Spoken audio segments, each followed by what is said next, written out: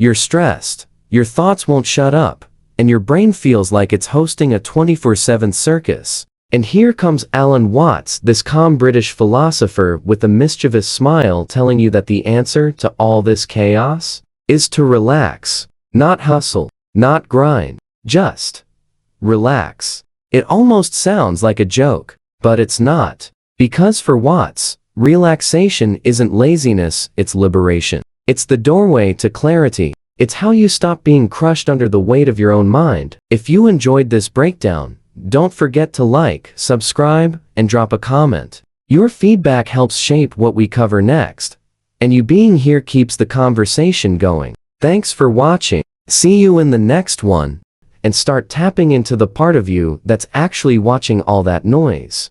You don't have to fight your thoughts. You don't even have to control them. You just have to stop clinging to them. And that's where everything starts to shift. Watts wasn't here to sell you some life hack or secret ritual. His message was maddeningly simple. You already are what you're seeking. The only thing in the way, your obsession with trying to control the uncontrollable, your belief that peace lives somewhere up there in the future, once you've finally got your life together. But peace isn't waiting for you in 5 years. It's right here, underneath all the mental tension, the constant inner monologue, the endless second guessing. What he taught sounds radical because it goes against everything we've been trained to believe. That we need to do something to change. That we need to fix ourselves. That discipline means control. But Watts flips that on its head. Discipline, he says, is awareness, not force. It's not about tightening your grip. It's about letting go. He compares the mind to a wild horse. You don't tame it by beating it into submission. You guide it gently, with patience. You observe its wildness, its panic, without reacting to it. Because the moment you try to crush the mind into silence, you just feed the chaos. You make it louder, and then you're right back in the circus tent, juggling flaming swords made of anxiety and overthinking. But if you just watch without judgment, without trying to change anything, the horse eventually calms itself. The thoughts lose their grip. They pass like clouds in the sky. That's the part that hits hard. Your thoughts are not you. They're not facts. They're just weather systems moving through the atmosphere of your awareness. You're not the storm, you're the sky. And this isn't some poetic metaphor. Watts is clear. The mind will always generate thoughts. That's what it does. But you don't have to believe them. You don't have to identify with them. The second you stop fusing your identity with every little mental ripple, something wild happens. You stop suffering. Not because the thoughts disappear, but because they don't stick. The transformation he talks about, it doesn't happen in some big dramatic explosion. It happens in the quiet moments, the instant you stop resisting the present and start allowing it. You don't need to earn peace. You don't need to fix your past or perfect your future. You just need to be here, right now. Because the present isn't a pit stop, it's the whole ride. This isn't spiritual fluff. Watts grounds it in a very real observation. The past and future, mental constructs, they don't exist outside of your thinking. The only thing that's real is now. Everything else is a story your mind is telling you. And that's why he says transformation is immediate. Not someday. Not once you finish the self-help book or the meditation challenge.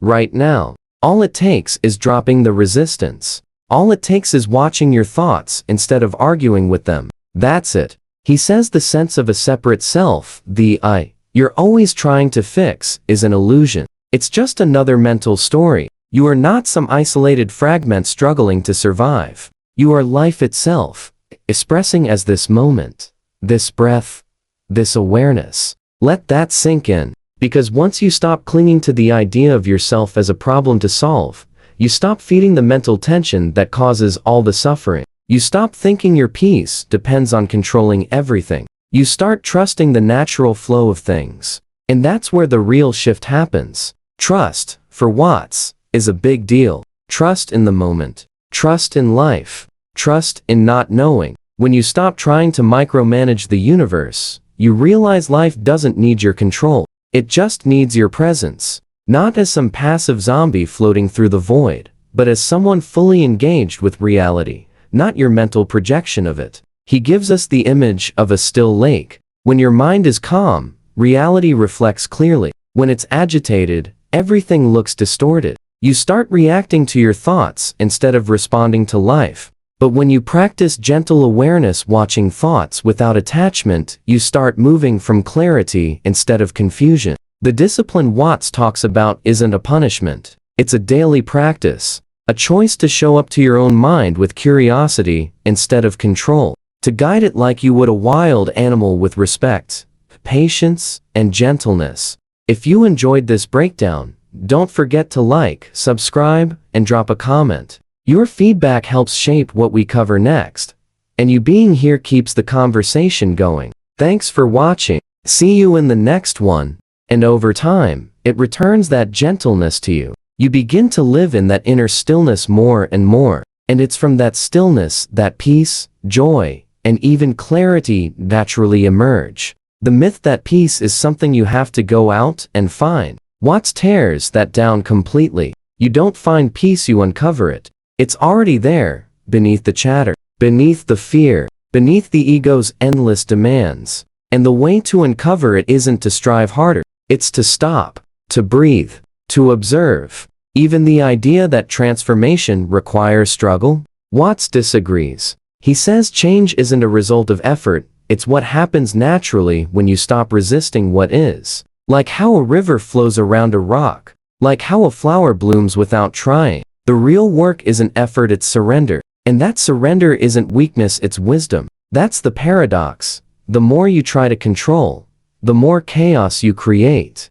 But the moment you stop trying to grip the steering wheel of your mind with white knuckles, you find out the car was already driving just fine. You were just jerking the wheel back and forth the whole time. So what does this mean for you? It means you don't need to change your entire life to feel better. You don't need to fix your mind before you can relax. You can start now by noticing what's happening without trying to change it. That's the doorway. That's the beginning. And no, this isn't about never thinking again. Thoughts will keep happening. The weather will keep shifting. But you're no longer the storm. You're the sky it moves through. And once you know that, really know it, you're free. Not because you forced your mind into silence, but because you stopped mistaking it for reality. Watts invites you to stop chasing something that's already within you, to see that the fight is optional, that you can meet your mind like an old friend instead of an enemy, that presence isn't some final boss, it's always been available, every moment,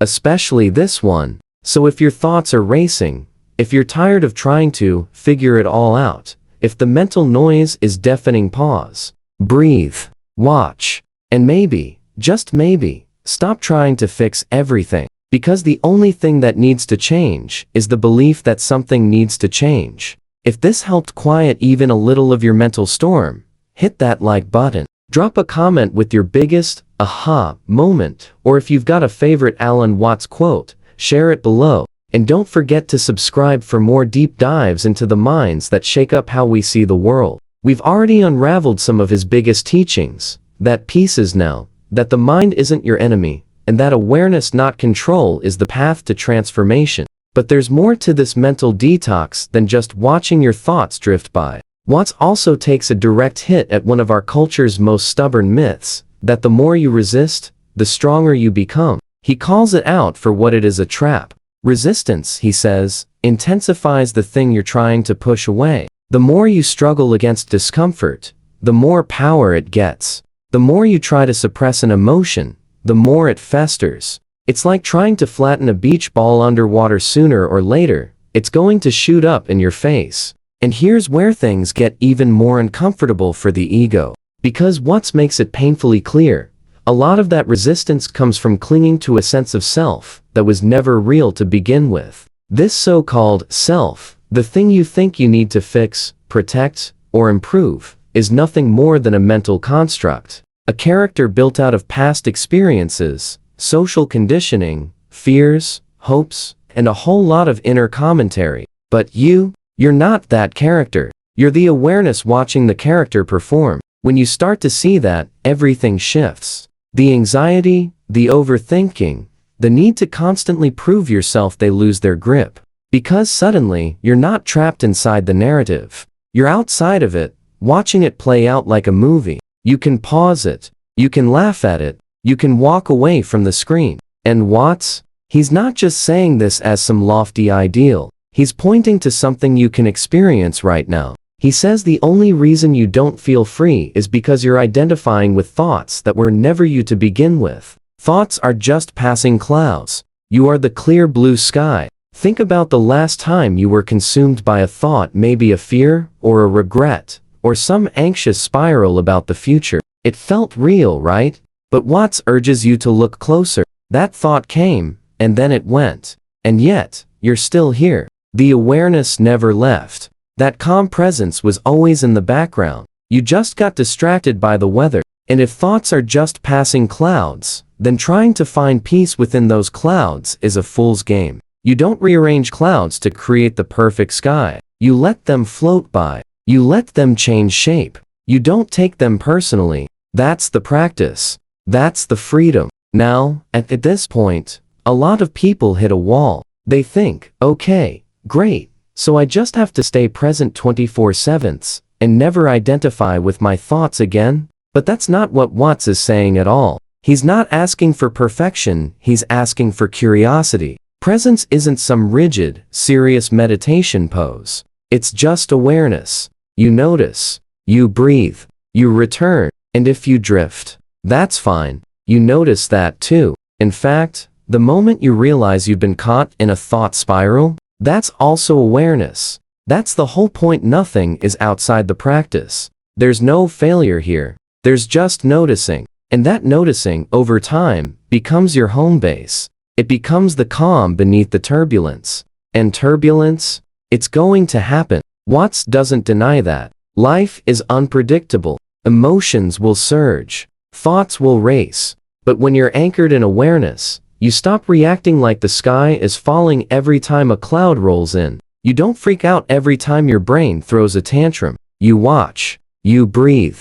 You let it pass. This is what Watts means by living in harmony with life's natural flow. When you're not resisting the moment, you're aligned with it. Like a tree swaying with the wind, or a river carving through rock. You don't need to force change. It happens naturally when you stop trying to be in control of everything. And let's be honest, control is exhausting. You try to control your thoughts, your emotions, your relationships, your future, your image, and it never ends. But Watts hands you the ultimate release valve. You don't have to control anything. You just have to trust. And that's where people hesitate, because trusting life, that sounds risky. We're conditioned to believe that safety comes from control. But Watts flips that completely. He says, real safety, real peace comes from surrender, not passivity, not helplessness. Surrender. The quiet confidence that says, whatever comes, I can meet it with awareness. It's not about giving up, it's about giving in. To the moment. To reality. To what is, not what should be. And once you stop resisting, the moment, you realize, there's nothing missing. Not really. The mind always thinks there's something missing. Some future version of yourself you need to become. Some checklist you haven't completed. But all of that, it's just more clouds. Watts reminds us, transformation isn't a future destination. It's a present moment choice. It's the choice to stop running, stop resisting, and just be here, fully, openly, without conditions. It sounds simple, and it is. But it's not always easy because we've been trained to believe that simplicity is suspicious, that peace must be earned, that stillness is laziness, that letting go is weakness. But maybe what's really weak is a mind that won't stop running from itself. Maybe strength looks like sitting still and feeling what you've been avoiding. Maybe clarity doesn't come from fixing things, but from seeing them clearly, without judgment. And clarity? It changes everything. When you're no longer tangled in every passing thought, when you stop reacting to every mental story as if it's gospel truth, you finally have space. Space to breathe. Space to respond, instead of reacting. That's where resilience lives. That's where peace grows. And it doesn't grow because you planted it with force. It grows because you stopped trampling the ground. Watts doesn't promise that you'll never feel anxious again. He doesn't promise eternal bliss. What he offers is way more grounded than that. He offers presence. And presence is messy sometimes. But it's real. It's alive. It's yours. Because no one else can do this for you. No guru. No book. No app. You have to see it for yourself. You have to sit with the discomfort, watch your thoughts rise and fall, and slowly realize you were never those thoughts. You were never the storm. You were always the sky. And the sky doesn't need fixing. It just needs space. This is an undoing. A slow unraveling of the mental knots that have been tightening for years. Alan Watts doesn't just teach you feel his words. Because deep down, something in you already knows what he's pointing to. And it's not new information. It's ancient recognition. When he says transformation is immediate, it's not meant to sound poetic. It's practical. It's rooted in the blunt truth that your suffering begins the moment you start resisting what is, and it ends the moment you stop. It's not about waiting for your next paycheck, your next vacation, your next therapist session. It's about noticing, right now. Are you tense? Are you gripping? Are you arguing with the moment? And if so, what would happen if you stopped? Not fixed it, not figured it out, just stopped. That pause, that's the entry point. That's the quiet doorway. Watts keeps pointing us to. But here's the kicker. It's so simple, people walk right past it. They're too busy looking for some complicated method, some 10-step path to peace. But Watts doesn't play that game. He doesn't sell you a system. He tells you, over and over, in different words, that you're already standing in the very place you've been trying to reach. You're just distracted by your own thoughts. And those thoughts, they're clever. They wear disguises. They tell you they're important, that they need attention. They say, but what about your future? What about your past? What if everything goes wrong? And they sound convincing because they sound like you. But Watts reminds us, with the patience of someone who said it 1,000 times, that thoughts are not you. They're just sounds in the mind. And just like a bird chirping outside your window, they don't require a response. You don't have to argue. You don't have to believe them. You don't even have to stop them. You just notice them. And in that noticing, everything changes. Because the grip loosens, the tension softens, and you start to realize, the moment doesn't need your commentary. Life is happening, with or without your mental narration. And when you stop narrating every second, something beautiful happens. You begin to experience life, instead of analyzing it. That's the difference between living in your head and living in the now. Now, this doesn't mean the mind disappears. Watts isn't selling some fantasy where you float around thought-free. The mind will do what it does, it will think. But awareness, that's your anchor. You can observe the thoughts like watching waves roll in and out. You stop getting swept away by every emotional tide. And with that distance comes clarity. Not because you fought for it. Not because you conquered your thoughts. But because you stopped confusing yourself with them. There's a huge shift that happens here, and it's subtle. It's not loud. It's not flashy. It's a quiet click, like something finally falling into place. You realize that you don't need to be in control to be at peace. In fact, needing control was the thing blocking your peace all along. Watts says the illusion of control is one of the most persistent lies the mind tells. We think if we just hold on tight enough, anticipate every problem, and plan every move, we'll be safe. But that grip is exactly what causes the tension we're trying to escape. You want safety? Let go. It sounds backwards, but that's the paradox he keeps returning to. The more you try to grip life, the more it slips. The more you surrender, the more grounded you become. You stop reacting. You stop needing constant answers. And you start moving with life instead of against it. This isn't a mystical theory, it's observable. Right now, you can feel the difference between a thought you latch onto and a thought you let pass. One creates stress. The other dissolves on its own. And this is why Watts was so adamant about awareness over effort. We've been conditioned to believe that change comes from struggle. But he flips the script. He says real transformation comes from understanding, not force. From seeing clearly, not striving harder. That doesn't mean you sit around doing nothing. It means your actions come from presence instead of panic. You stop acting out of fear and start responding from stillness. That's the balance he points to, action rooted in awareness, not reactivity.